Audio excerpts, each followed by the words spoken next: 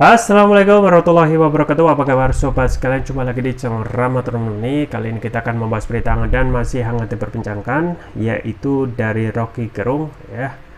No Rocky No Party terkait potensi kemenangan Anies Baswedan. Rocky Gerung, nggak adil bagi lawan kalau Anies menang 80%. Dan ini tentu saja prediksi pada saat ada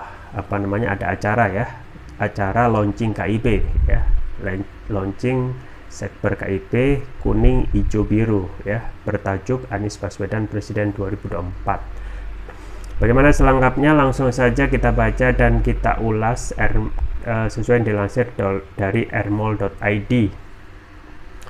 Republik Merdeka, prediksi kemenangan Anies Baswedan di Pilpres 2024 telah dibaca oleh pemerhati Rocky Gerung. Bahkan dirinya melihat kemungkinan perolehan suara mantan Gubernur DKI Jakarta itu cukup telak atau bakal jauh di atas lawan politiknya nanti.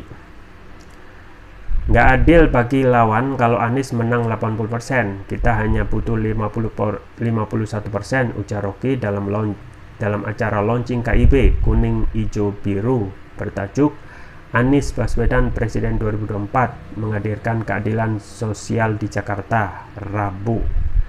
Ia berpendapat Anies memiliki kans kemenangan yang cukup besar lantaran berada di posisi yang berseberangan dengan rezim Presiden Joko Widodo sejak masih menjabat Gubernur DKI Jakarta bahkan hingga hari ini. Apakah Anies terpilih karena dia diperlukan? Tidak. Dia terpilih karena sekarang dia tidak diperlukan oleh rezim, singgung Rocky. Bagi Rocky, kondisi politik sekarang ini memaksa rakyat menginginkan perubahan, dan itu menurutnya bisa diperoleh hanya dengan mencari sosok pemimpin yang memang memiliki visi perubahan. Negeri yang mempunyai oportunis tapi dikendalikan oleh para oportunis itu yang ada di benak publik. Demikian Rocky menambahkan.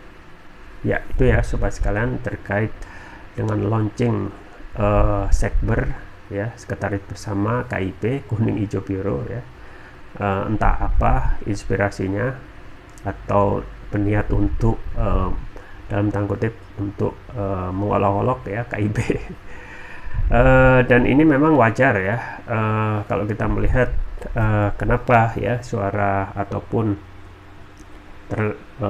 terlihat elektabilitas Anies itu tambah hari ya, dengan dukungan itu meningkat ya, karena memang bukan hanya karena Anies sendiri yang dipersepsikan sebagai aktor perubahan, tapi kita ketahui dari juga kinerja pemerintahan Presiden Jokowi Ma'ruf yang saat ini jauh dari kata memberikan kepuasan kepada rakyat dalam hal yang elementer saja ya, memenuhi kebutuhan dasar pangan sandang papan maupun untuk mengakomodasi seluruh kepentingan rakyat.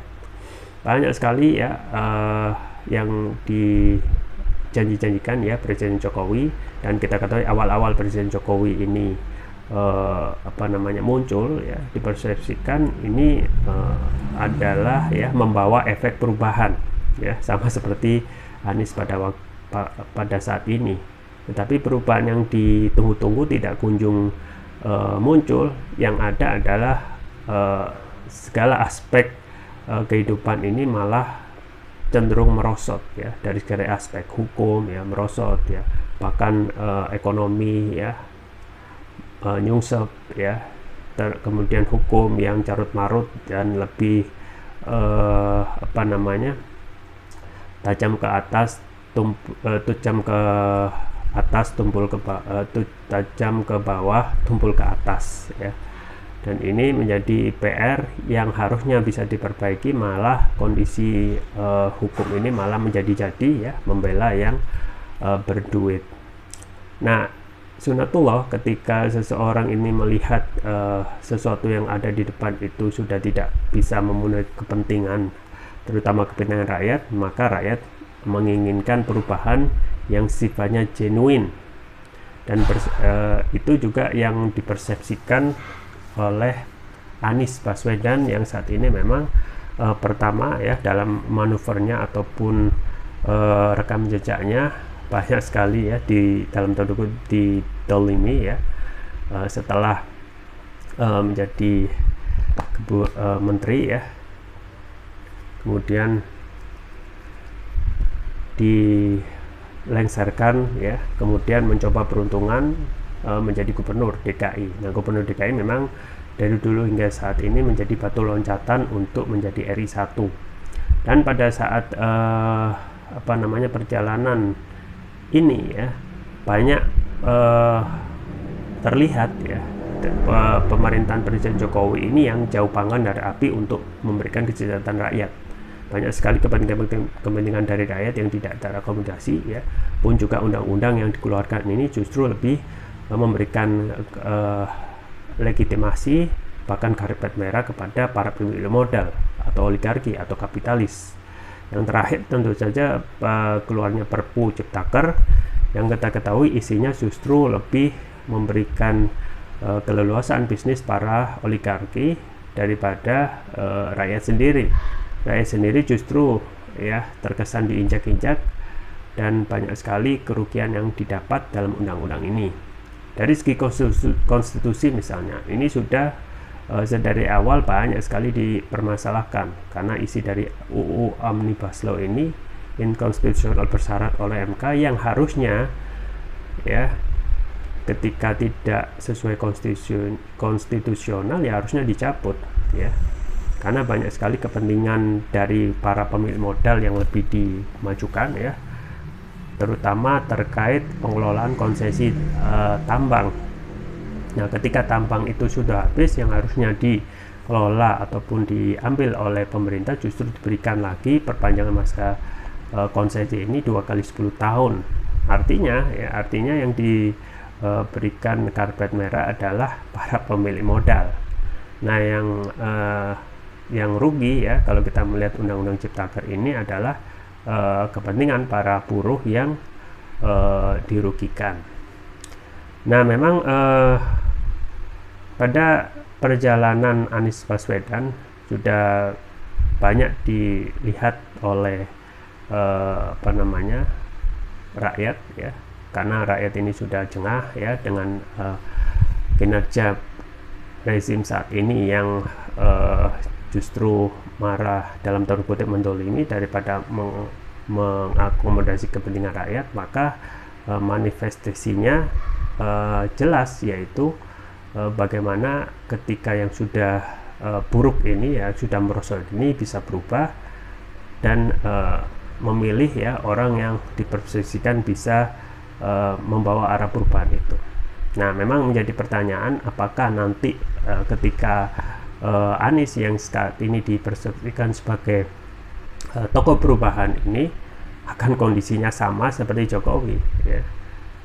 Nah, kalau kondisinya seperti itu ya tentu saja ketika ya kita mengkritik pemerintah sekarang karena tidak mengakomodasi kepentingan rakyat, maka itu pula yang akan dilakukan oleh rakyat ketika ya aktor perubahan yaitu Anies yang dipersepsikan saat ini itu sama tidak mengakomodasi kepentingan rakyat juga harus dikritik ya. Nah, memang dalam perjalanannya hingga saat ini dalam koalisi pengusung Anies misalnya, nah memang banyak sekali ya lika-liku, bahkan koalisi satu-satunya yang antitesis rezim ya, antitesis Presiden Jokowi yaitu Anies ya, ini adalah koalisi satu-satunya yang di luar istana atau koalisi oposisi. Kita ketahui KIP terkesan memang sudah disiapkan untuk sebagai perahu ya untuk bisa ya mencalonkan siapa yang ingin diinginkan oleh istana. Pun juga koalisi Indonesia Raya yaitu yang berisikan Gerindra dan juga PKB terkesan sama ya menunggu instruksi dari istana. Jadi tinggal menyisakan koalisi perubahan yang isinya adalah partai koalisi yang awalnya ya masih hanya ketika Presiden Jokowi ini berkuasa itu semua partai diborong dan menyisikan hanya Demokrat dan PKS.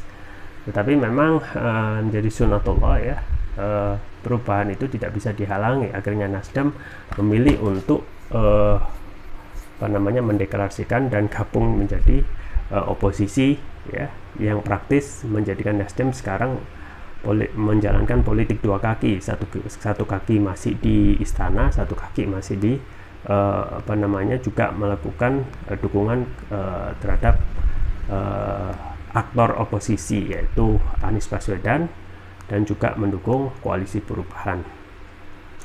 Nah, memang bisa jadi ya, dengan dukungan yang besar, suara yang didapat itu ya bisa melebihi dari ekspektasi, sama seperti kemewahan SBY dahulu yang pengamat mengatakan kalau disandingkan dengan tiang listrik pun SBY bisa menang ya.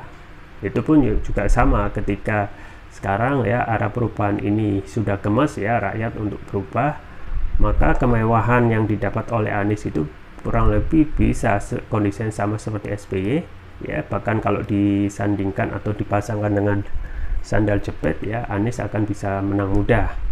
Nah, memang yang dibutuhkan untuk satu putaran hanya 51%, tetapi ekspektasi rakyat ya, melihat kondisi sekarang yang menginginkan perubahan, dukungan itu bisa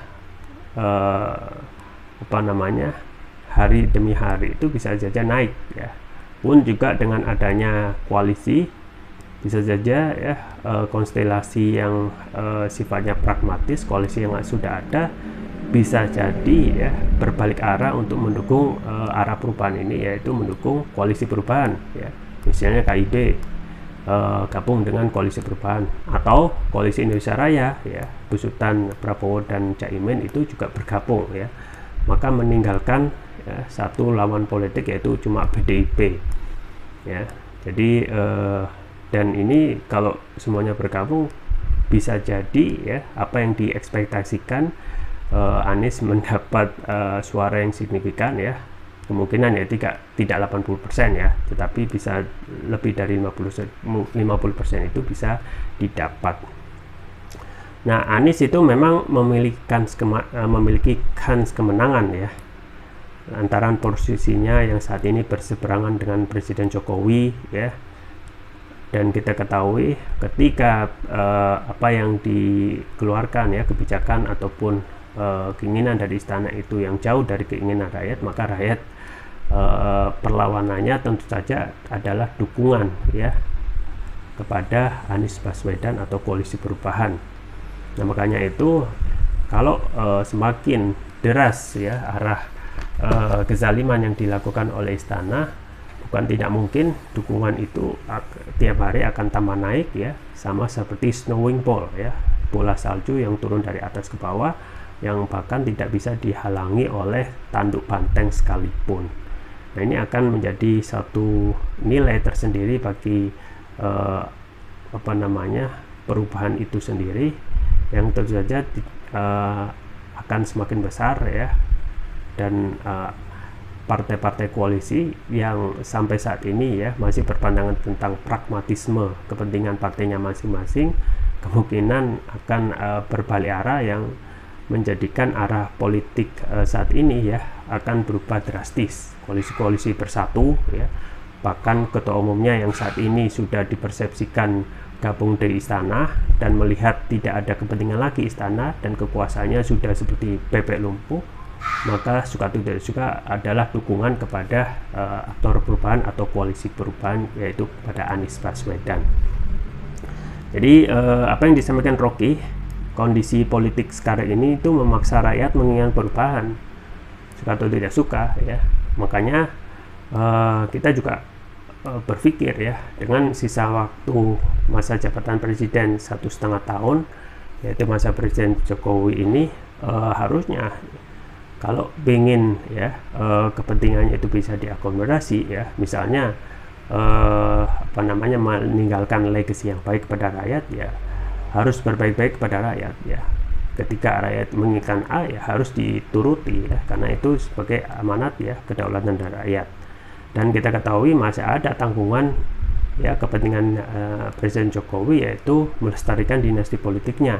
Di situ ada masih anaknya yang di wali kota Solo, dan kemudian juga anaknya yang lain juga keinginan untuk masuk dalam eksekutif ya. Nah, ini tentu saja akan bermasalah ketika sisa masa jabatan Presiden Jokowi yang tinggal 1,5 tahun ini justru dipakai untuk menghadang simbol perubahan, yaitu Anies Baswedan. Ya, kita tunggu saja ke depan tentang konstelasi politik yang begitu panas dan menarik ini. Itu saja yang bisa saya sampaikan, semoga bermanfaat. Jangan lupa like, share, dan subscribe. Sampai jumpa lagi. Wassalamualaikum warahmatullahi wabarakatuh.